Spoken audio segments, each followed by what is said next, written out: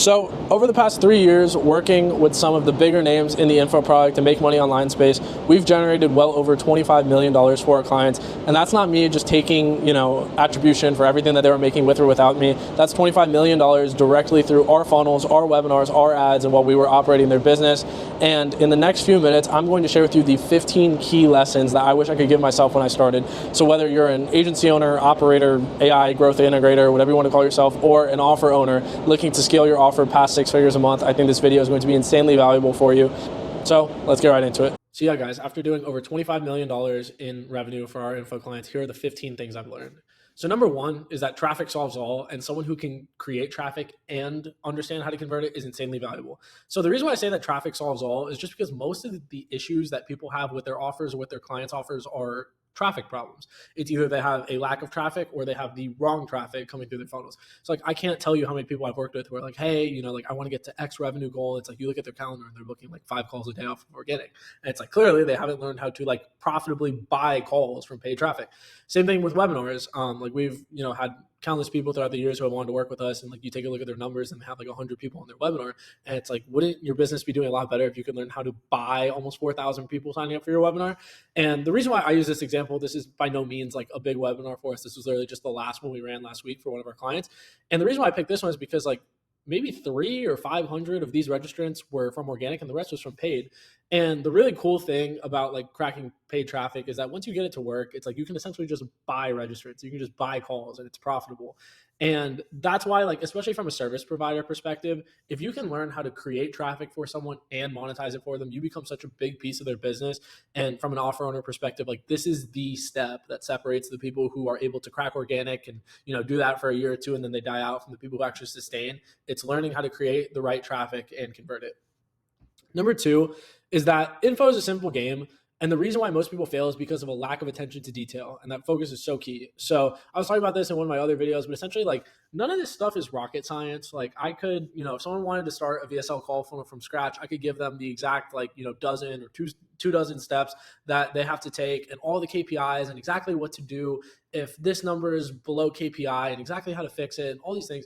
And it's like none of it is rocket science. And especially now with AI, you can get AI to do so much of this stuff for you. It's literally just a game of attention to detail. So with that being said, like the reason why most people don't get the results that they want or most agencies aren't capable of producing results is just because they lack that attention to detail. They're spreading themselves so thin. They have 15 or 20 clients. You can never actually focus on any of your clients, which is why you don't get the results that you want. Or if you're an offer owner, you never actually understand and have the conviction of like, okay, yes, this is going to work if I can just nail all of the details. Number three is that this space is incredibly small. Everyone knows each other. So reputation and building good relationships are how you win. Like there are people in this space who have bad reputations. There are people in this space who try to fake it until they make it and just like lie about so many different things. And you just know that it's a ticking time bomb. But like this is how you want to be introduced to new clients and warm intros. This was me and my partner, Ben, we got introduced to someone. And, like when people speak highly of you, like this entire space is such an echo chamber. Like everyone knows each other. Everyone lives in damn near the same buildings, like the same 5 or 10 places in America. Literally like half of the info space lives in. So point being is that, you have to play the relationship game the right way. You have to do people right. You have to, not optimize for money made today. You have to kind of play the long game with your clients and do the right thing. Number 4 is that everything in this game has parallels to math and science and understanding how to approach and become obsessed with your numbers. So one big change that I've made over the past year is just becoming obsessed with all of the numbers within everything we do and just finding so much clarity as to there is no unknowns in this. It's all of the clarity is always in the numbers. And I was someone who was relatively good in school, which I think is serving me now. But even a lot of things when it comes to testing things on the paid traffic side, I just think about it like little science experiments that you're running and you're just, checking your results, by running different math equations and different science experiments after that. And it's honestly just you're getting paid to kind of do schoolwork at a certain point. If you can just understand the numbers and understand exactly what needs to be done to get these numbers to where they need to go, you need to kind of become analytical. If you're going to become an operator or agency owner, or you just want to run your own offer better, you have to become more comfortable with the math and science side of all of this stuff. Number 5 is nothing is that hard and everything either boils down to, I don't know what to do or I don't know how to do it. And 9 out of 10 times, like I said, the clarity is in the numbers. So the reason why I put this on here is just because I feel like a lot of people, and it's like kind of funny to think about when you take a step back, like people will take their online business problems and they'll act like it's like the, most overwhelming thing in the world. It's like, oh my God, like I cannot figure out how to get my show rate up. And I just have tried everything and I just can't get my show rate up. And I'm just going to quit my business and move to Bali and just live off of the little bit of savings I have. And it's just like everyone's just like so dramatic with like little business issues that really are just like small tweaks where you have to go and press certain buttons on your keyboard and just fix things. Um, with that being said, like every issue that you have in your business boils down to either I don't know what to do or I don't know how to do it. And again, with AI and with all the abundance of information that's on the internet, um, both of these excuses are honestly just excuses. And 9 out of 10 times, the clarity is in the numbers. So it's like if you can just go back and look at the numbers, it becomes very clear like what you need to do, and then it just becomes a matter of knowing how to do it, which 9 out of 10 times is one phone call, one text message, one YouTube search away. Um, Number six is to remember that you are selling to humans and to incorporate the human touch as much as possible into your sales process, copy, social proof, etc. I think one thing that has really served me in this whole info product space is understanding psychology and understanding human behavior. I know a lot of sales guys focus on this, but I feel like a lot of marketing people don't focus on it as much. And just understanding social principles and kind of like market sentiment about certain things has honestly just given me like a very good perspective on like why are certain things happening in our marketing process or why are certain things happening in our sales process? And like, does this seem too abrasive to like, a normal person or like an outsider?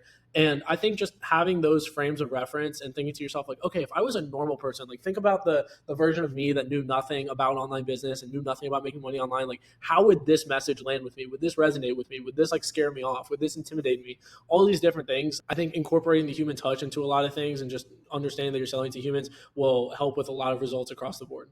So number seven is every deal and every client has different upsides and different ceilings. So you just want to launch quick, cut losers quick, and double down on winners. This is obviously from an agency or service provider's perspective. But there's just been certain times where I've been so married to, oh my God, like this deal has to bang. And like, if this, doesn't work out, like I'm just gonna do whatever I can to make it work. And obviously at a certain point, like, yes, like you can't just, if you don't have a great launch, like just end every single client relationship. You're not really going to get far with that. But what I'm saying is like, you have to be really unattached to results. You just have to, unemotionally just be like, okay, like it is what it is. Let me see what I can do to fix this. If not, let me just focus on the next deal. That's the really good thing with, being an operator or being an agency or whatever you want to call it, is like, there's always another deal out there and you should never get like too down about one deal or too committed to one deal. At the end of the day, they're all just different mechanisms for being able to, make money with someone else. Number 8 is don't be afraid to just copy what's working for others and don't feel the need to reinvent the wheel. The person you're testing off of, if chosen properly, has tested / iterated / spent their way into making that decision. So honestly, this is another mental model that I use a lot. And it's just when there's people who I know are crushing it and I know that are really competent and really good at what they do, and I see that something's working for them, obviously, yes, you can always play devil's advocate and think to yourself, like, oh yeah, what if I could do this better? But it's like at a certain point, that person has tested hundreds of thousands, if not millions of dollars of ad spend and a bunch of data and a bunch of different micro decisions that led them to that point.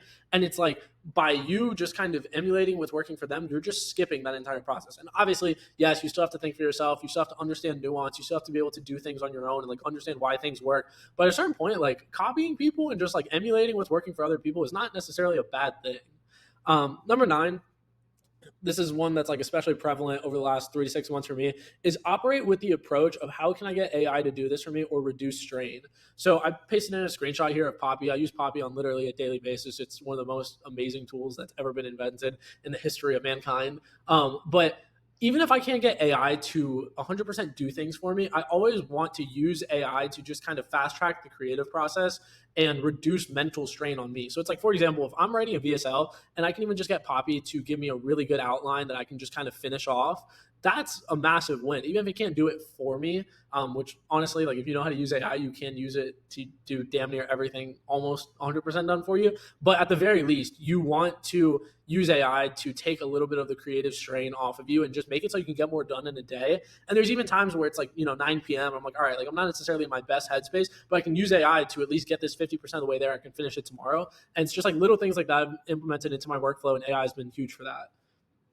So number 10 is to skill stack and compound 1% on your skill set daily. Don't be arrogant because you quite literally don't know what you don't know. So it's really funny because like I remember thinking like a year and a half ago that I was like really good at what I did. I was like, yeah, like I'm really good at what I did or what I do. And I look at myself now, I'm like, oh my God, like I was so dumb. And it's just like, you can't be arrogant because there's always different levels to this stuff. And I see people who like, they learn how to do the bare minimum and they're like talking themselves up on social media, like, oh my God, like I'm the fucking GOAT, like all this stuff. And it's like, one, like that just looks really bad and like they're gonna cringe at the things that they post and just realize like how wrong they were. But also like you have to constantly be focused on skill stacking and adding new things to your arsenal and becoming more valuable and just compounding 1% every single day. Because honestly, like a lot of the service providers who just stop at copywriting or they just stop at X skill, like they will get commoditized and kind of like thrown down the totem pole. But for me, like I've had this very clear journey of like I started doing this thing and then I added on this skill and then I added on this skill and I added on this skill. And I just never got content with where I was at because I always knew that there was someone who was better than me.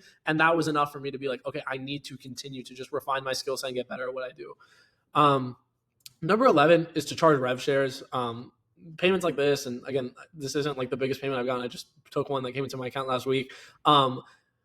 Things like this are not possible when you're just charging flat retainers. I mean, I have had retainers that are close to that or above that, but in most cases, the like real banger deals and the real banger like wires are going to come from rev shares. And beyond just like making more money for yourself, it actually does a lot of things in the client and service provider relationship that I think are beneficial. So for one, it aligns incentives. Like it's just human nature. Humans are only going to do things that they're incentivized to do. And when you have rev share, like I've seen this so many times, like I just always go the extra mile for people I have the rev share with. And it's like, not to say that like people who I'm on flat retainers with, like I don't try with, like obviously I try, but the whole point is like you guys are on the same team now. You and your client are on the same team. You have the same goal and you guys are both pushing almost equally as hard because of the incentive. And then the other thing too, is you get to channel your focus on the deals that really matter. So, I've fired a bunch of clients just because like rev shares from other clients are literally 5 or 10xing what this client's paying me. And it's like, you just get to channel your focus. You get to work with less people and you get to really be on the same team with your clients. And that's like, honestly, where this game gets the most fun is like those rev share deals when like you and the client are, both firing on all cylinders and you guys are hitting record months. Like that's where this stuff gets really fun. Number 12 is to take pride in your work. Very few people do. And honestly, it's so true. Like, in this whole online business space, like I feel like so many people just do the bare minimum. Like just, what's enough for me to not get yelled at by my client? What's enough to like just barely make this thing work? And I've always found that like taking pride in your work and really seeing it for like what it is, like it is your craft, that's only going to make you more money. Like I take things very seriously. Like I have constantly like year over year gone way better in my skill set, way better in my delivery, just because like I take it very seriously. So I think one big advantage that you can have is just seeing your work as an extension of who you are. Like if you've ever heard the saying, how you do one thing is how you do everything. Work is obviously one of the most important things in your life. And it's like, if you don't take pride in your work, how are you going to take pride in anything else? Number 13 is that, and I kind of touched on this before, the client and service provider relationship is a tango, and the best deals have both parties dialed in. So it's really hard as a service provider for you to be giving 110% effort if you feel like the business owner is giving you like 60% effort. It's just going to naturally kind of spill over onto you, and you're like, well, if this guy doesn't even care about his own business, like why should I care about it? But on the other side of that, like my favorite deals and my favorite clients are the guys where it's like we're going back and forth, like we're playing at the same tempo, and it's like I'm on top of the ball, he's on top of the ball, or she's on top of the ball, and it's like that's how you make things move quick, and that's how you really like hit record months time and time again, is when both you and the client or you and the service provider are both dialed in to the same extent. Number 14 is people always talk about speed, but the reason why speed is so important is because this is a game of testing. And moving with speed allows you to get feedback quicker. So especially on the paid traffic side of things, like it's a constant game of testing. You're testing things on the front end, then you're testing things in the VSL, and you're testing things in the sales process, and you're testing things in the pre-call process. And it's like when you're committed to moving quickly, you get feedback quicker, which means you can iterate quicker and you can optimize quicker. So that's the reason why speed matters, is because if you're moving at 5 miles an hour and you're like, oh yeah, like I'll get those ads to you next week, bro, and then like, I'll finish this, in a couple weeks or when I get to it, it's like literally you're just delaying the feedback that should be taking you days or weeks into weeks, if not months. And it's just going to delay your progress. So that is why speed matters. Number 15, and the last one, is don't be afraid to think for yourself and create your own process. There is no right or wrong. It's only it achieves the outcome or it doesn't achieve the outcome. So this is kind of against what I said before, where like, emulating after people who are doing well is definitely productive at a certain point, but you have to be able to take a step back and think to yourself, like, is there really a better way to do this? And there's been certain things where I've thought to myself, and I'm not trying to toot my own horn or anything like that, but I've created ways of doing things that I've never seen people do. And honestly, like that's just how this space kind of works. Like someone finds something that works and then a bunch of other people recycle it. And it's like, that's not that it's a bad thing. Like I definitely do that too.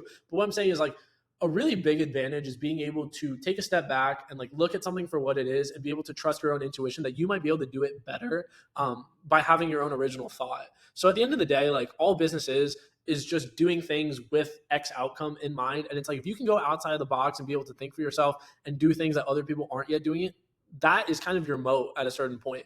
So the way that I think about things is very binary. It's like, okay, what is the outcome I'm trying to achieve with this thing? Did I achieve it? Yes or no? If not, how can I take a step back, think for myself, and potentially do it and do it better than anyone else is doing it? So yeah, guys, I hope that this was valuable for you after, my 3+ years doing this stuff, 15 things I've boiled it down to. So let me know if you guys like this. Let me know if you guys have any other recommendations for videos that you want to see from me in the future. Make sure to like this video, subscribe, and I will talk to you guys soon.